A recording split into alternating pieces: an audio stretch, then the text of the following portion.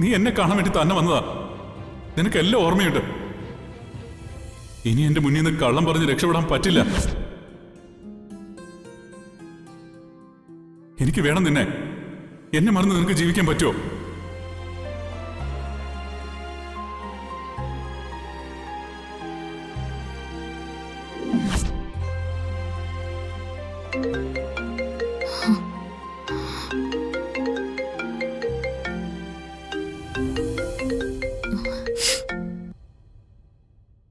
Hello ആരതി.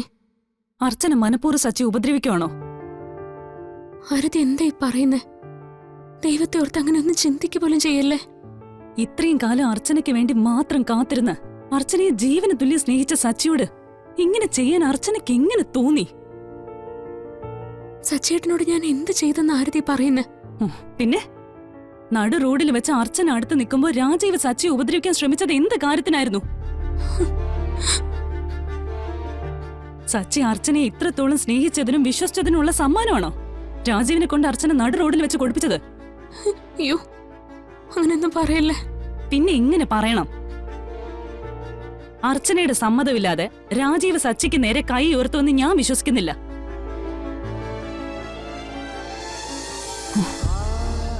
അർച്ചനയ്ക്ക് വേണ്ടെങ്കിൽ സച്ചിയെ ഉപേക്ഷിച്ചേക്ക്. പക്ഷേ എന്നാലും ഇങ്ങനെ ഉപദ്രവിക്കരുത്, അപമാനിക്കരുത്. ആ പാവത്തിന് അത് സഹിക്കാൻ കഴിയില്ല. കരഞ്ഞിട്ടൊന്നും ഒരു കാര്യമില്ല. ഇങ്ങനെയാ കാര്യങ്ങളുടെ പോക്കെങ്കിൽ രാജീവ് സച്ചിയോട് ഈ ചെയ്തത് മനഃപൂർവ്വം തന്നെയാ. ഇത് അർച്ചനയും കൂടി ചേർന്നുള്ള പ്ലാനാണോന്നാ എനിക്കറിയേണ്ടത്. അയ്യോ, ഞാൻ എന്റെ സച്ചേട്ടനോട് അങ്ങനെ ചെയ്യുന്നു ആരതി വിചാരിക്കുന്നുണ്ടോ? സച്ചേട്ടന്റെ ഒപ്പം ജീവിക്കാൻ വേണ്ടിയല്ലേ ഞാൻ ഈ കഷ്ടപ്പെടുന്നതെല്ലാം. അർച്ചന ഈ പറയുന്നത് ആത്മാർത്ഥമായിട്ടാണെങ്കിൽ രാജീവിനും ഈ കാര്യം അറിയാലോ. പിന്നെ എന്തിനാ അർച്ചനയുടെ മുമ്പിൽ വെച്ച് അയാള് സച്ചിയെ തല്ലാൻ ശ്രമിച്ചത്?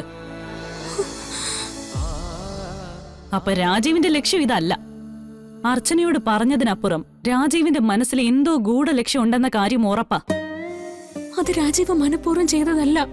സംസാരത്തിനിടയിൽ അങ്ങനെ സംഭവിച്ചു പോയതാ. അർച്ചനെ, ഞാനൊരു വക്കീല, രാജീവ് ഒരു പോലീസുകാരനും. ഒരു പോലീസുകാരന്റെ ക്രിമിനൽ ബുദ്ധി എങ്ങനെയൊക്കെ പ്രവർത്തിക്കുമെന്ന് അർച്ചന എനിക്ക് പറഞ്ഞു തരേണ്ട ആവശ്യമൊന്നുമില്ല.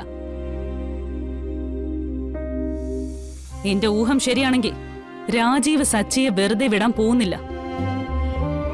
രാജീവിന്റെ ആഗ്രഹം അർച്ചന ഗൗരിമോളെയും ഗൂഗിൾ സാറിനെയും വിട്ടുപോകാതിരിക്കുന്നത് മാത്രമാ.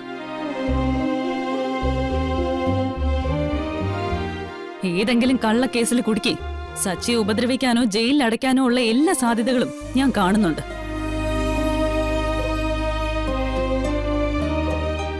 അങ്ങനെ എന്തെങ്കിലും സംഭവിച്ച അതിന് കാരണക്കാരി അർച്ചന മാത്രമായിരിക്കും.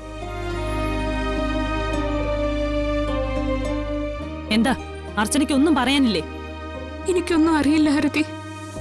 അങ്ങനെ പറഞ്ഞൊഴിഞ്ഞിട്ട് കാര്യമില്ല. സച്ചിയുടെ കൂടെ ജീവിക്കാൻ അർച്ചനയ്ക്ക് ഇനിയും ആഗ്രഹം ബാക്കിയുണ്ടെങ്കിൽ ഉടൻ തന്നെ ഒരു തീരുമാനം എടുത്തേ പറ്റൂ.